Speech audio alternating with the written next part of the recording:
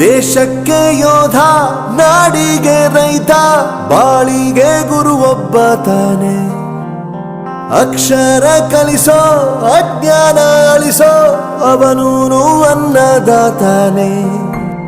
ತಪ್ಪು ಸರಿಯ ತಿದ್ದಿ ತಿಳಿ ಹೇಳಿ ಸಮಬುದ್ಧಿ ನಮ್ಮ ಚಿತ್ತ ಶುದ್ಧಿಯಾಗೋ ಹಾದಿ. ಎಷ್ಟೇ ದೂರ ಹೋದ್ರೂ ಮರಿಬೇಡ ನಿನ್ನ ಬೇರು, ನಿನ್ನ ಸಾಧನೆಗೆಲ್ಲ ಇದುವೇ ಆದಿ. ಪಾಠಶಾಲಾ